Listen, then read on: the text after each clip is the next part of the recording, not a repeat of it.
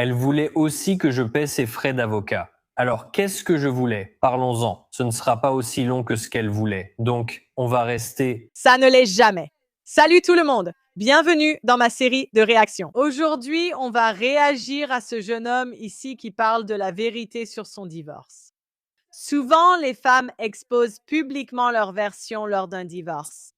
Les hommes ne donnent jamais leur version. J'encourage donc plus d'hommes à s'exprimer, car leur version est souvent plus raisonnable que celle de leur ex. Voyons ce que ce gars va dire. À propos du divorce, j'ai été absent longtemps.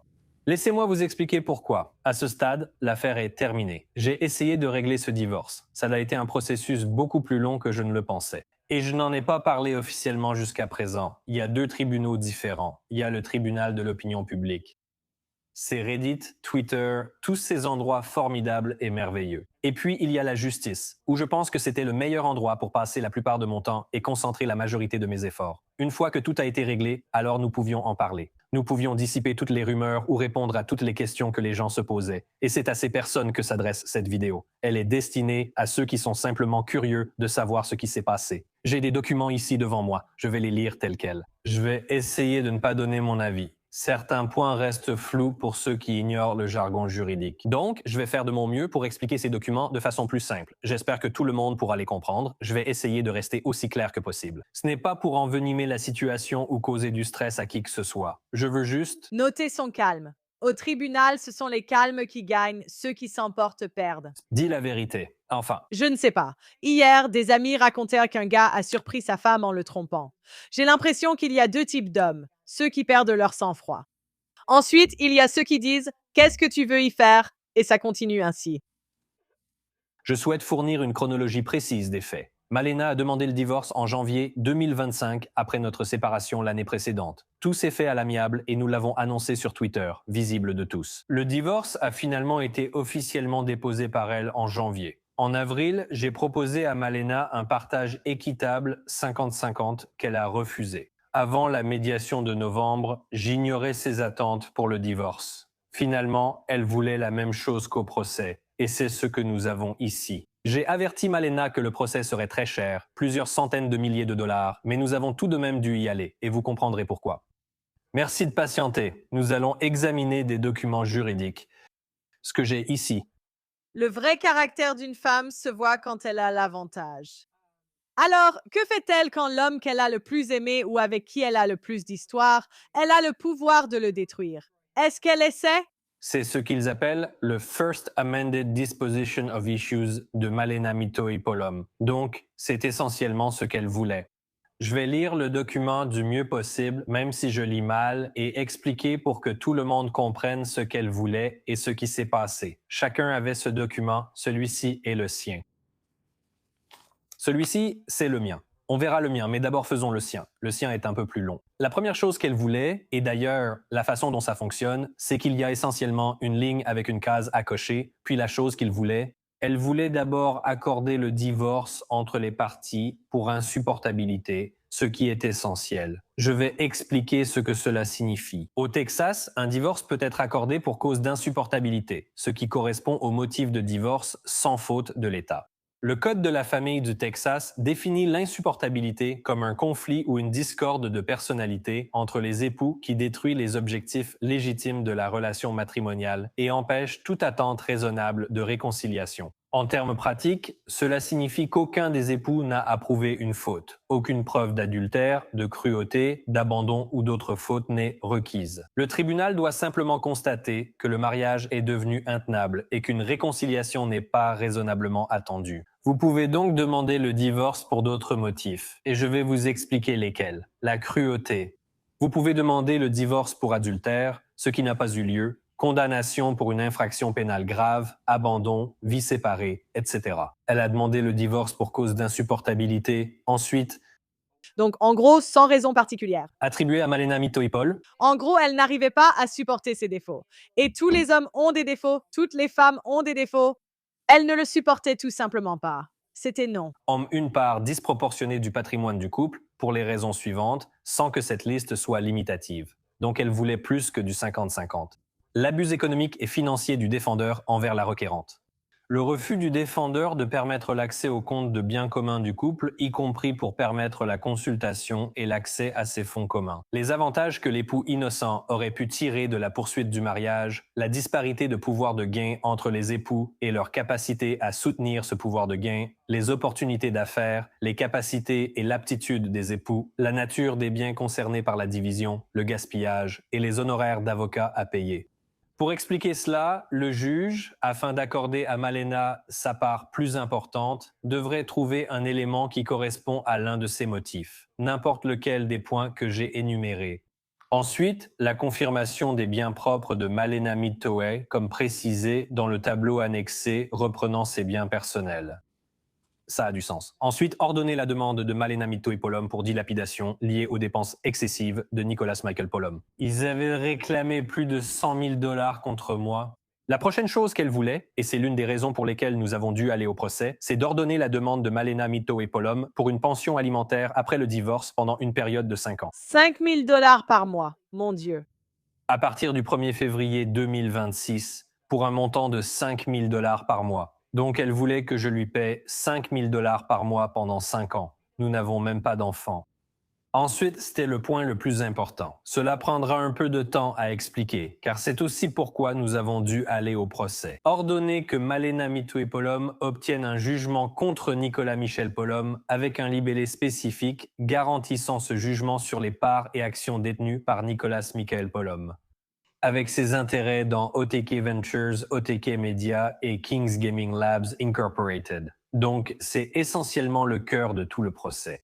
J'avais dit plus tôt que Malena voulait une part plus importante du patrimoine du couple. Elle réclamait une répartition 60-40, mais c'était plus complexe. Ce qu'elle voulait faire essentiellement, c'était que ces 60% soient entièrement en liquide et que mes 40% soient principalement constitués de mes parts dans OTK. Elle voulait environ 90% des réserves de liquidité, en plus de vouloir que je lui verse cette pension alimentaire après le divorce.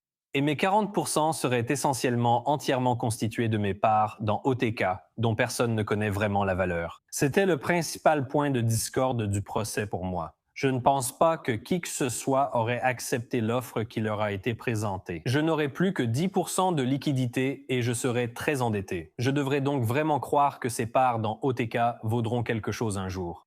Donc, cela fait environ la moitié du document. Je ne sais pas si je dois dire ça, mais ça devient un peu drôle. Je vais vous expliquer pourquoi. La prochaine section s'appelle « Impôt sur le revenu ». Laissez-moi vous la lire. Ordonner que tout remboursement reçu entre la date du mariage et la date du divorce soit partagé également entre les parties, Malena Mitoe ayant droit à 50% et Nicolas Michael Polom ayant droit à 50%. Donc, s'il y avait un remboursement d'impôt, elle en recevrait la moitié. J'en recevrais la moitié. Cela a du sens, non? Exiger que toute dette contractée entre le mariage et le divorce soit payée uniquement par Nicolas Polom. Donc, s'il y avait des impôts à payer, je devrais payer tous les impôts. Elle n'est pas assez jolie pour ça. Je viens de regarder. Ce n'est pas assez sexy pour ça. Mince. En cas de remboursement, Milena recevrait la moitié. Ordonner que les parties déposent des déclarations de revenus séparées à partir du 1er janvier 2026 et que chaque partie soit responsable de ses propres impôts pour l'année 2026 et reçoive les remboursements respectifs pour l'année 2026. Ça me semble logique. Ensuite, les injonctions, où ça se complique. Je vais essayer de l'expliquer à tous. Ordonner que Nicolas Michael Polom soit interdit et empêché de faire toute déclaration publique, qu'elle soit écrite, verbale ou visuelle, concernant le litige en cours et le divorce des parties, sauf accord mutuel écrit entre les parties et déposé auprès du tribunal. Donc, cela dit essentiellement que moi, et vous remarquerez que son nom n'est pas mentionné, mais que moi et moi seul, je ne peux pas en parler. La ligne suivante précise uniquement si le tribunal refuse l'injonction permanente demandée. Injonction permanente. Malena Mitoe Polom demande au tribunal, après le procès sur le fond, d'accorder les injonctions permanentes suivantes interdisant aux parties, à leurs agents, préposés, employés et avocats.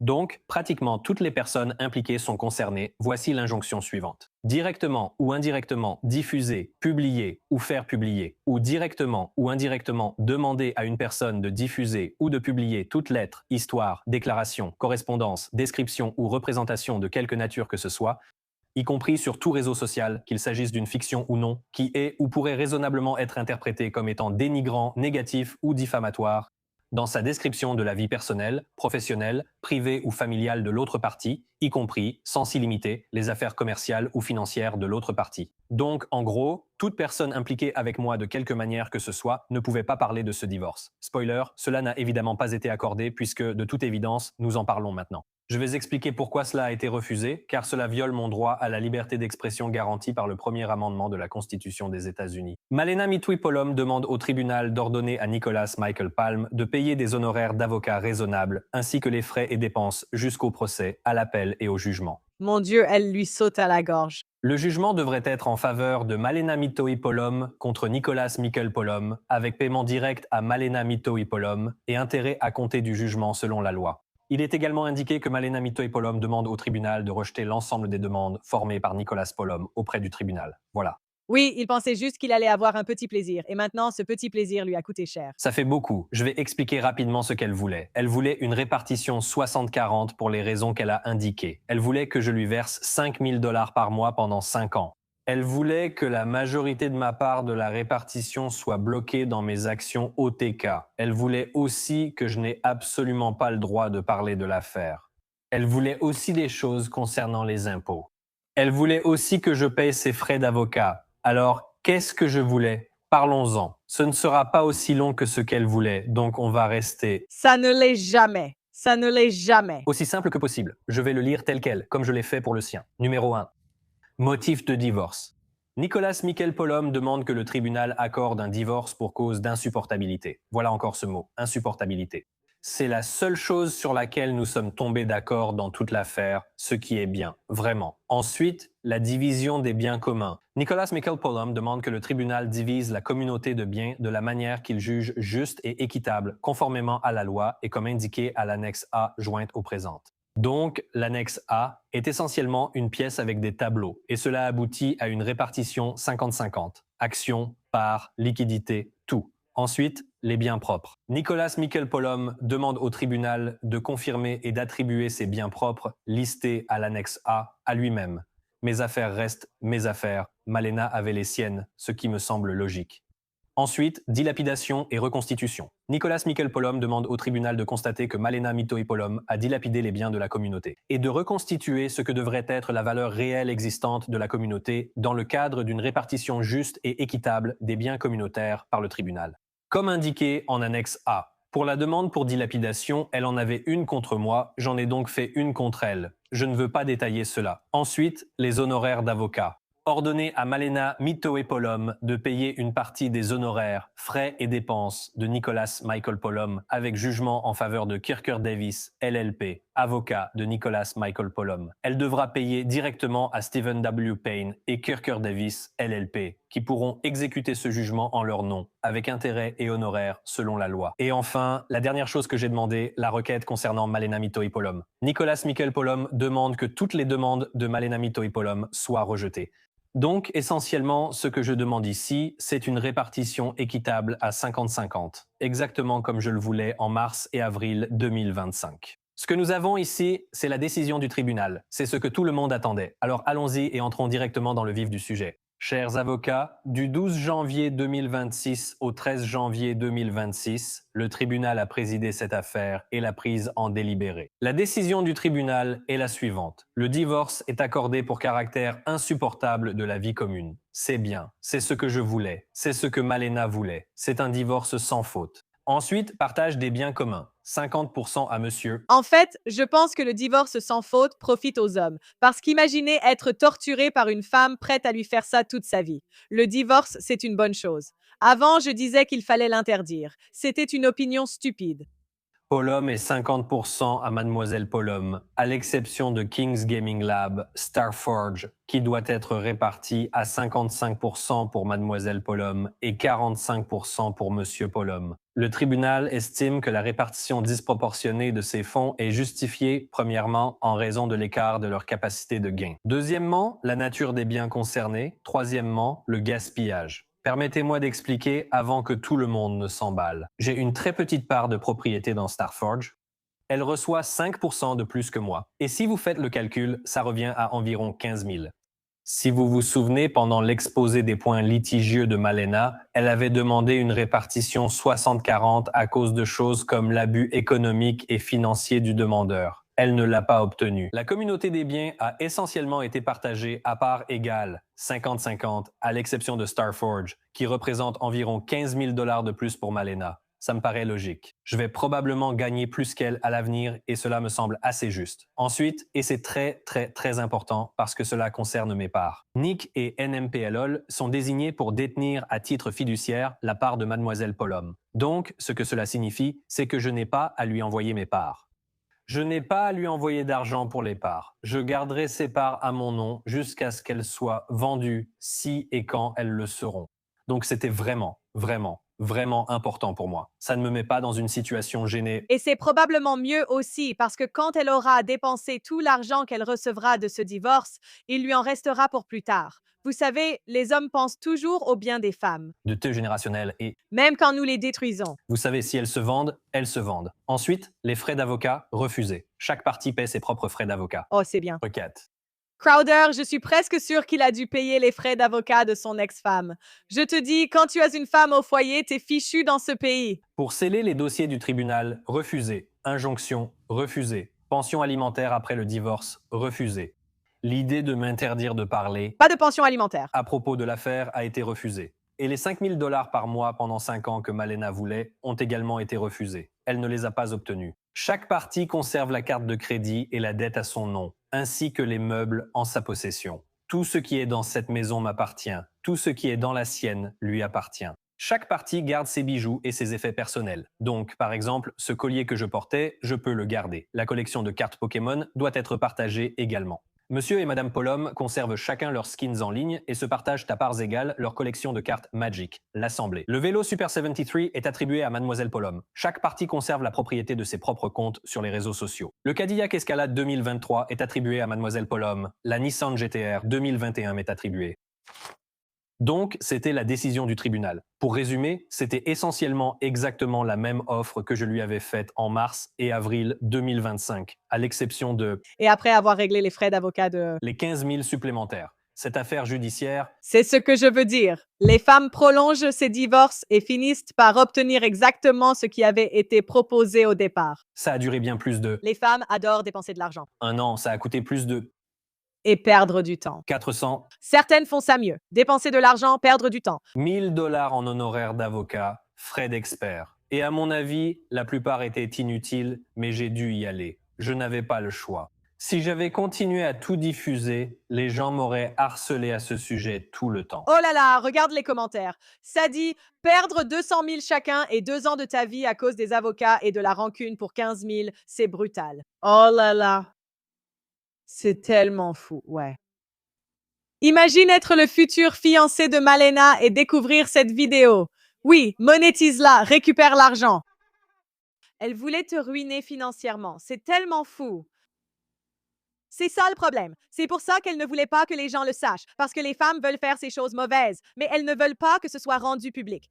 Voilà pourquoi je ne suis pas contre. Je préfère tout laisser sortir pour que chacun sache ce qui se passe. Ils l'ont fait à mes débuts. Je pense vraiment que ne pas streamer a permis de conclure ce divorce plus rapidement. Donc il y a eu beaucoup de rumeurs et de choses qui sont apparues à cause de cette affaire parce que des documents ont fuité et les gens ont inventé leurs propres théories et les ont diffusées. Je pourrais rester ici et toutes les démentir. Ce serait assez facile parce qu'aucune d'elles n'était vraie. Mais honnêtement, j'ai obtenu la décision que je voulais et je ne vais pas le faire. Je pourrais en parler dans le podcast avec Chance où on pourra en discuter plus longuement dans un environnement informel. Mais c'est essentiellement ce qui s'est passé. Voilà l'histoire.